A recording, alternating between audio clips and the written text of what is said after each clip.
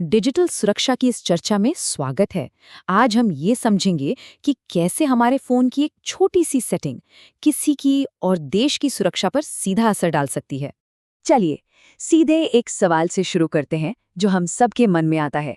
हम सब true collar जैसे ऐप्स इस्तेमाल करते हैं, पर क्या ये वाकई सुरक्षित हैं? क्या इन पर भरोसा किया जा सकता है? और यहीं से हमारा पहला सेक्शन शुरू होता है, ऐप्स के छिपे हुए खतरे। देखिए, सुविधा तो हमें मिल जाती है, लेकिन इसकी एक कीमत होती है जो हमें चुकानी पड़ती है। जरा सोचिए, एक तरफ कॉलर आईडी, रंगीन लॉन्चर जैसी सुविधाएं हैं, तो दूसरी तरफ इसके बदले में हमारा बहुत सारा डेटा जा रहा है, हमारे कीस्ट्रोक्स तक की जानकारी। ये एक बहुत बड़ा जोखिम है। और ये खतरे सिर्फ कहने की बातें नहीं है, ये सच हैं। ट्रू कॉलर का डेटाबेस हैक हो चुका है। कीबोर्ड ऐप्स हम जो कुछ भी टाइप करते हैं उसे ट्रैक कर सकते हैं। यहाँ तक कि कोई क्रिमिनल किसी नंबर को सीबीआई ऑफिसर के नाम से सेव करके हमें धोखा दे सकता है। तो फिर इसका हल क्या है? एक सीधी सी सोच अपनानी है, जिसे जीरो ट्रस्ट मॉडल कहते हैं। मतलब किसी भी ऐप, कॉल या मैसेज पर आंख बंद करके भरोसा करना ही नहीं है। यही हमारी सबसे बड़ी कमजोरी है। तो चलिए अब बात करते हैं कि जीरो ट्रस्ट वाली सोच को अपनाकर हम अपने फोन को एक डिजिटल किला कैसे बना सकते हैं। सबसे पहला काम, चाहे फोन नया हो या पुराना, उसका IMEI नंबर जरूर चेक करें। बस *#06# डायल कीजिए। जो 15 अंकों का नंबर आए उसे सरकार के संचार साथी पोर्टल पर डालकर जांच लीजिए। और ये जांच इसलिए ज़रूरी है क्योंकि अगर स्टेटस में ब्लैक लिस्टेड या डुप्लीकेट जैसा कुछ भी लिखा आता है, तो इसका मतलब है कि फ़ोन या तो चोरी का है या क्लोन किया हुआ है। ऐसे फ़ोन से हमेशा दूर रहें। इसके अलावा कुछ छोटी छोटी आदतें हैं जो बहुत बड़ा फर्क डालती हैं। एक मजबूत स्क्रीन लॉक रखिए, अपने ऐप्स और सिस्टम को हमेशा अपडेट रखिए, और ऐप परमिशन देते वक्त हमेशा सावधान रहिए। अच्छा, तो जब ये बुनियादी बातें हो जाएं, तो अब सुरक्षा के अगले लेवल पर जाने का समय है। हमें सिर्फ पासवर्ड के भरोसे नहीं रहना है। इस अगले लेवल की सबसे ज़रूरी चीज़ है टू फैक्टर ऑथेंटिकेशन, यानी 2FA। आसान भाषा में समझें तो ये हमारे हर ऑनलाइन अकाउंट पर पासवर्ड के अलावा एक और ताला लगाने जैसा है। और यहाँ एक बहुत ज़रूरी बात है, हमें जो SMS पर OTP आता है वो उतना सुरक्षित नहीं है। उसे सिम स्वैप करके चुराया जा सकता है। उससे कहीं ज़्यादा सुरक्षित ऑथेंटिकेटर ऐप्स हैं। ये कोड सीधे फ़ोन पर बनाते हैं और बिना नेटवर्क के भी काम करते हैं। लेकिन क्या होता है जब हमारी सुरक्षा में सेंध लग जाती है? हमारा डेटा चोरी कैसे होता है? आइए एक छोटे से डेटा लीक और बड़े संगठित अपराध के बीच का कनेक्शन समझते हैं।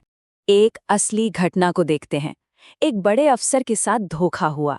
एक अपराधी ने व्हाट्सएप पर उनका सबसे करीबी दोस्त बनकर उनसे पैसे मांग लिए और उन्होंने दे भी दिए। अब यहाँ असली सवाल ये नहीं है कि उन्होंने पैसे क्यों दिए। असली और डरावना सवाल ये है कि उस अपराधी को ये कैसे पता चला कि उनका सबसे करीबी और भरोसेमंद दोस्त कौन है।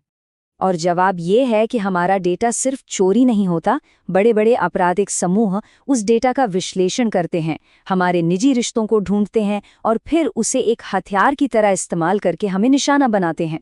और ये सिर्फ सॉफ्टवेयर की बात नहीं है। एक जांच में पता चला कि भारत में 22,000 फोन एक ही नकली IMEI नंबर पर चल रहे थे। जरा सोचिए, ये सुरक्षा के लिए कितना बड़ा खतरा है।